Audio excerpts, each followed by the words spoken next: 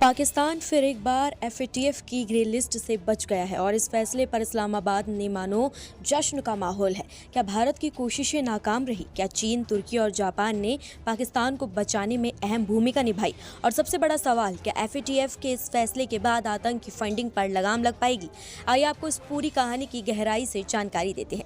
बता दें, दुनिया भर में मनी लॉन्ड्रिंग और टेरर फाइनेंसिंग पर नजर रखने वाली संस्था एफएटीएफ यानी फाइनेंशियल एक्शन टास्क फोर्स ने पाकिस्तान को फिर से ग्रे लिस्ट में डालने से इनकार कर दिया है। इस फैसले के बाद पाकिस्तान सरकार इसे अपनी डिप्लोमेटिक जीत बता रही है। पाकिस्तान के रक्षा मंत्री ख्वाजा आसिफ ने खुलकर इसे भारत की हार करार कर दिया है। पाकिस्तानी रक्षा मंत्री ख्वाजा आसिफ ने सार्वजनिक तौर पर इसे पाकिस्तान की जीत और भारत की हार के रूप में प्रस्तुत किया है। अरब न्यूज की एक रिपोर्ट के मुताबिक पाकिस्तान ने दावा किया है कि भारत में जून में हुए एफएटीएफ की बैठक के दौरान पाकिस्तान को फिर से अपनी ग्रे लिस्ट में डालने के लिए काफी दबाव डाला था। एफएटीएफ की ग्रे लिस्ट में किसी देश को तब तक निगरानी में रखा जाता है जब तक कि वो अपने वित्तीय प्रणाली में पहचानी गई खामियों को ठीक नहीं कर लेता।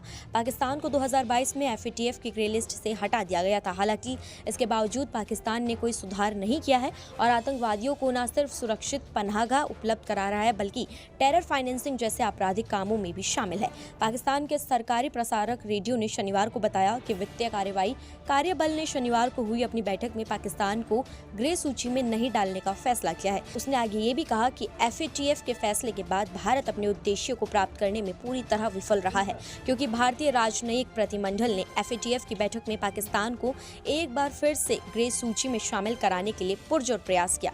एफएटीएफ या भारत सरकार ने अभी तक इस घटनाक्रम पर कोई टिप्पणी नहीं की है। ये निगरानी संस्था आमतौर पर प्रत्येक वर्ष अक्टूबर, फरवरी और जून में अपनी पूर्ण बैठकें आयोजित करती है। रेडियो पाकिस्तान ने बताया कि चीन ने एफएटीएफ की बैठक में इस्लामाबाद के पक्ष में स्पष्ट रुख अपनाया, जबकि तुर्की और जापान ने भी पाकिस्तान को ग्रे सूची में नहीं डालने के लिए पूरी तरह से समर्थन दिया।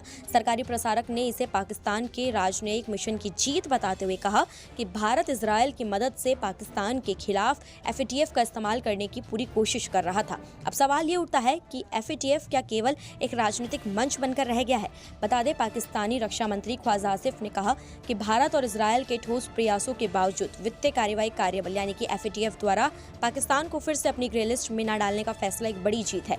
रविवार को एक्स पर एक पोस्ट में आसिफ ने कहा कि एफएटीएफ ने एक दिन पहले अपने अंतर्राष्ट्रीय सहयोग समीक्षा समूह की बैठक के बाद पाकिस्तान को फिर से सूचीबद्ध न करने का फैसला किया है। उन्होंने आगे लिखा कि ये पाकिस्तान के लिए एक बड़ी जीत है कि भारत और इजरायल की तमाम साजिशों के बावजूद पाकिस्तान को ग्रे लिस्ट में शामिल नहीं किया गया है। उन्होंने इस फैसले का श्रेय प्रमुख सहयोगियों के मजबूत समर्थन को दिया। आसिफ ने आगे कहा कि चीन ने स्पष्ट रुख अपनाया और पाकिस्तान को राहत देने का समर्थन किया, जबकि तुर्की ने चीन के रुख का समर्थन किया।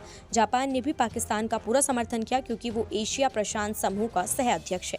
एफएटीएफ की ग्रे लिस्ट में न जाना पाकिस्तान के लिए राहत जरूर है, लेकिन क्या ये राहत टेरर फाइनेंसिंग से जुड़ी सच्चाई को छिपा सकती है? और क्या भारत को अब अंतर्राष्ट्रीय मंच पर अपनी रणनीति पर दोबारा विचार करना होगा? आपका इस खबर पर क्या कहना है? क्या एफएटीएफ का ये फैसला सही है या फिर राजनीति हावी हो गई है आतंक के मुद्दे पर? अपनी राय कमेंट सेक्शन में हमें जरूर दें। नमस्कार, मैं हूं मानक गुप्ता। अगर आपको हमारा ये वीडियो पसंद आया हो तो इसे लाइक और शेयर जरूर करें, और हाँ, हमें सब्सक्राइब और फॉलो करना ना भूलें ताकि आप देश और दुनिया की कोई खबर मिस ना करें। तो जुड़े रहिए हमारे साथ और देखते रहिए न्यूज़ 24।